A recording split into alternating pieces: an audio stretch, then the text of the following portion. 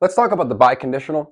This one's a bit of a weird one, right? So this is, in English, oftentimes just seen as if and only if,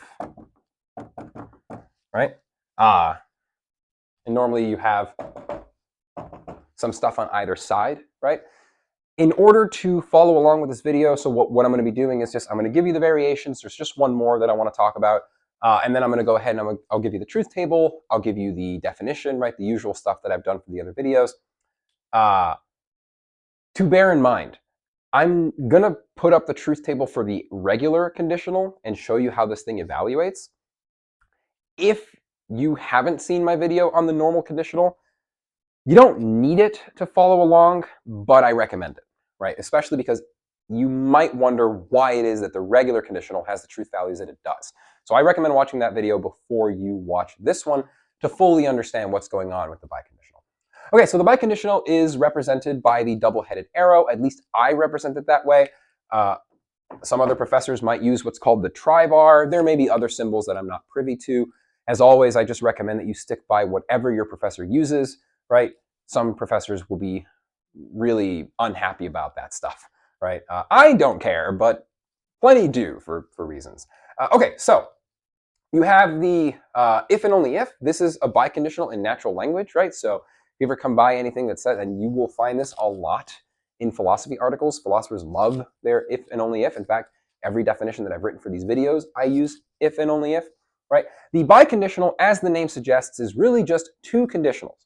So what this is expressing is, let's assume that it's A if and only if B. Here, I'll write that. Right? A if and only if B. What that's expressing is just if A then B and if B then A. And I'll say more about that in a second. Another way that you might see this in natural language sometimes is A just in case B. And I find that this phrasing has a tendency of breaking at least my brain. I just wouldn't think about it too much, right? Just whenever you see just in case, that's what's being expressed, right?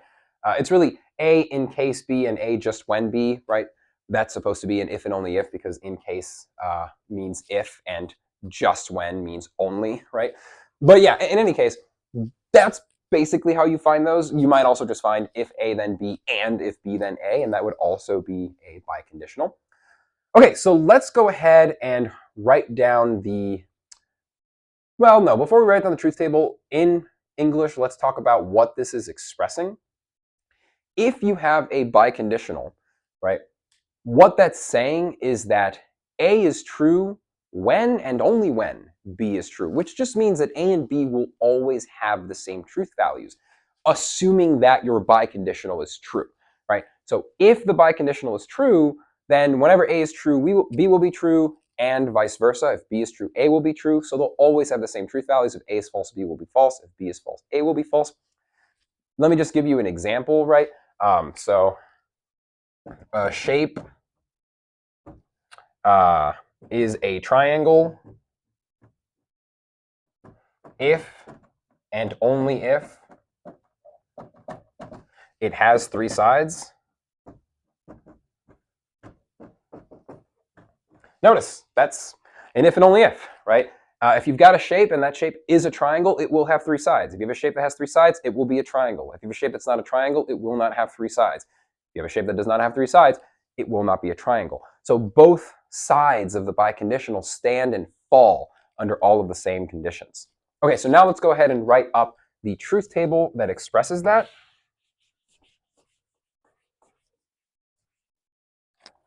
So we'll have P, Q, and then P biconditional Q.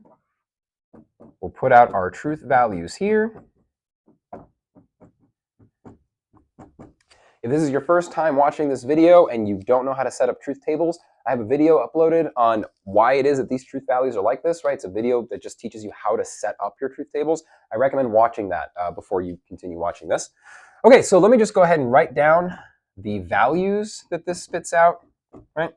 And you'll notice that this just tracks exactly what I just said. If P and Q are both true, it gives you true. If they're both false, it gives you true. And if they have different truth values, then it gives you false, right?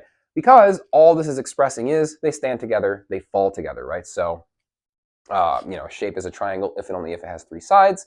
That's definitely true. And if it turns out you've got a shape that is neither a triangle, well, that's not a triangle, it won't have three sides. If it doesn't have three sides, it's not a triangle, right? So that'll evaluate to true as well. It only gives you false when they have opposed truth values, right? Okay, so here's something that I want to show you real quick. I haven't uploaded a video yet. Oh, I mean, well, maybe when you're watching this, I uploaded it years ago. Who knows how long these videos will be up for.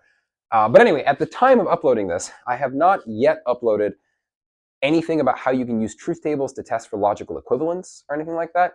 So it's okay if you still don't know about those concepts. I just want to show you that this really just is two conditionals, right? So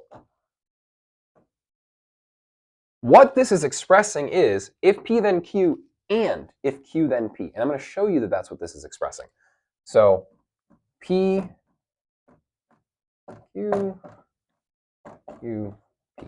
Right, so that's what I just said, right? So if P then Q and if Q then P, right?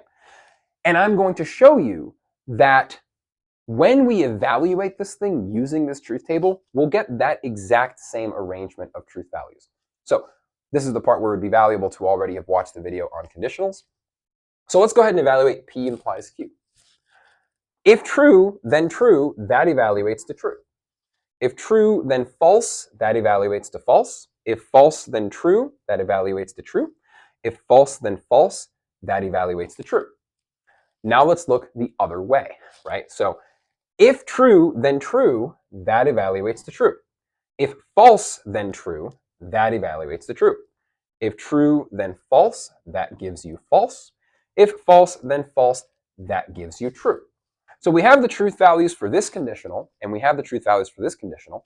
Now we need to evaluate our main connective, right? That's the main operator, the one that's going to take all of the truth values of all of the components and give you a final truth value. It's the one that's not contained in any parentheses. Okay, what does the conjunction do? It evaluates to true when both conjuncts are true and evaluates to false otherwise. Both conjuncts are true, so it gives us true. It is not the case that they're both true, so it gives you false. It is not the case that they're both true, so it gives you false.